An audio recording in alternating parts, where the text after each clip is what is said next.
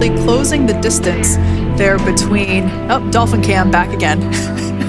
we can see that the Dragon capsule and the recovery vessel, that distance is closing. Again, this is just one more step as we continue to work recovery operations for Dragon Freedom, and we anticipate the lift of the Dragon capsule to occur here in just a few minutes. Now, once all of the rigging is on the capsule and it's hooked up to the recovery vessel, we will see the hydraulic arm, which is that kind of like bridge-like structure there at the aft end of the recovery vessel. We'll see that articulate backwards, and that's a good sign that we're getting even closer to pulling the capsule out of the water. It will then move forward, and the capsule will be placed inside of what you can see there is basically a basket. We call it the nest, Dragon nest.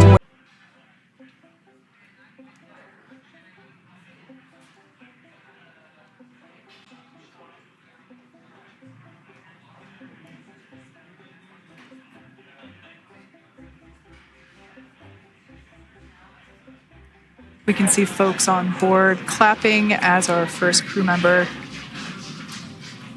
And that is NASA astronaut Nick Hague, commander of Crew-9, now out of Crew Dragon Freedom.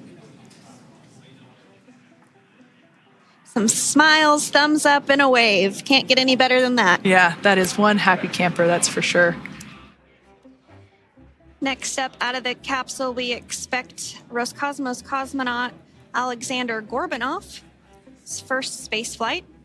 Spent 171 days in space alongside NASA astronaut Nick Hague. Looks like we're getting some cheers and clapping on board as Aleksandr is slid down the little ramp and placed into the mobility aid.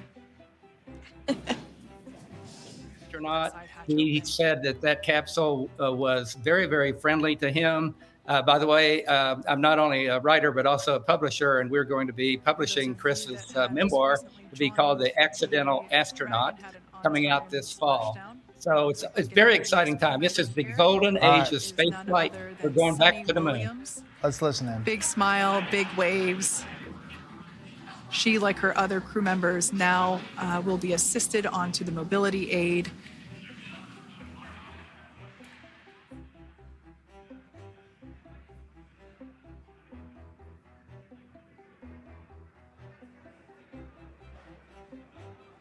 There we have it, some waves, some thumbs up, and some smiles. Definitely seems to be a theme among all recovery operations. Absolutely. And of course, that leaves NASA astronaut Butch Wilmore inside Dragon in seat 4.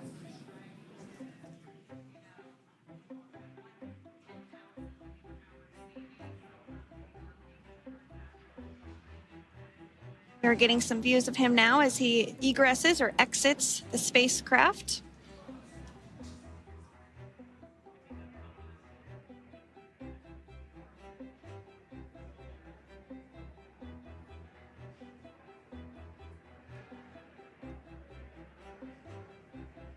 Once again, some elation and cheers there from Butch Wilmore.